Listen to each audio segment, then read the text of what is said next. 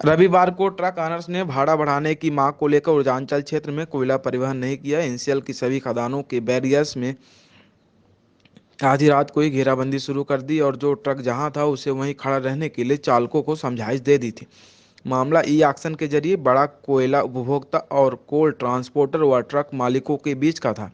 फिर भी एनसीएल अधिकारियों ने इसे संजीदगी से लिया और माइंस से कोलयार्ड व सीएचपी तक इंटरनल ट्रांसपोर्टिंग को संभाले रहने के लिए कमर कस ली थी।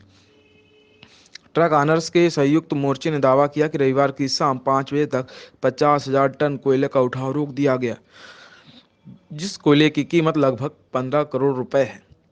ट्रक मालिकों का कहना है कि यदि कोयले का उठाव समयावधि पर नहीं हो पाता तो फ्लोरेंस के लिए एनसीएल को एडवांस ई ऑक्शन के जरिए जमा कराया पैसा वापस करना पड़ेगा। भले ही उसमें 200 रुपये प्रति टन की कटौती होगी, तो भी कोल ट्रेडर्स, बिडर व उपभोक्ता को 1 करोड़ रुपए का नुकसान हो चुका है। तो दूसरी तरफ से 14 करोड़ रुपए एनसीएल को वापस करने की लायबिलिटी भी बन जाएगी। एनसीएल कोयला खरीदारों के बीच ई ऑक्शन में बढ़ते डीजल की दामों में वृद्धि होने पर राहत देती, जिसका फायदा सिर्फ बिडर्स ही ले लेते हैं, उसे ट्रक मालिकों के साथ साझा नहीं करते। क्या कुछ मांगे हैं और इससे कितना का नुकसान बताया बताया जा रहा है? देखिए, हम लोग चूँकि यहाँ सब मोटर मालिक बैठे हुए हैं और मोटर उद्योग से जुड़े हुए हैं, हमारी मांग है डीजलों के दाम के बढ़ोतरी के साथ साथ हमारे भाड़े की बढ़ोतरी। हम चाहते हैं कि जैसे डीजल के दाम बढ़ते हैं हमारे भाड़े भी बढ़ें, क्योंकि अभी जो भाड़ा चल रहा है वो 2013 का जो भाड़ा था वो आज 2021 आ गया है, वैसे ही के वैसे ही पड़े हुए हैं। इसलिए हम लोग चाहते हैं कि भाड़े की बढ़ोतरी हो, इसलिए हम लोग सब संयुक्त मोर्चे से आके बैठ के यहाँ हड़ताल कर रहे हैं।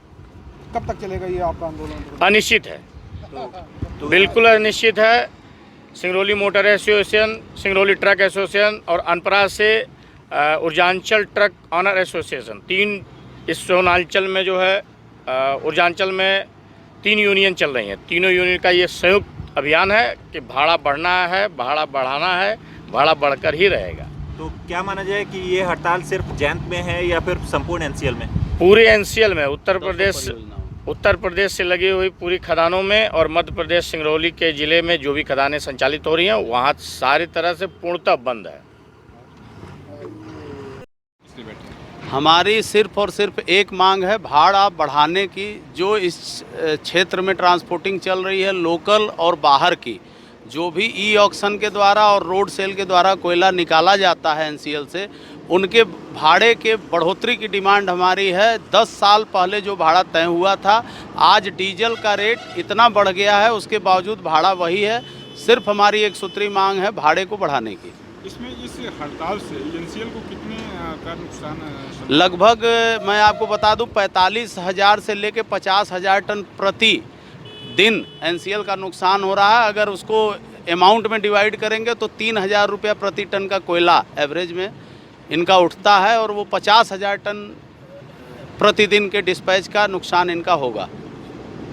क्या माना जाए ये हड़ताल कब तक चलेगी? यह हड़ताल जब तक हमारी सभी डिमांड पूरी नहीं हो जाती है, क्रमबद्ध तरीके से लोकल ट्रांसपोर्टिंग के लगभग हमारे 20-22 पॉइंट हैं, उनका भाड़ा और सबसे मुख्य रूप से यहाँ एसआर और हिंडाल्को जो प्लांट हमारे सर पर चलता है, अपनी चिमनियों से धुआं उड़ाता है और कहीं ना कहीं हमारे बच्चे और हमारा परिवार उससे प्रभावित होता है, उनसे हमारी सर्वप्रथम डिमांड है कि वह उचित भाड़ा देकर हमको संतुष्ट करें।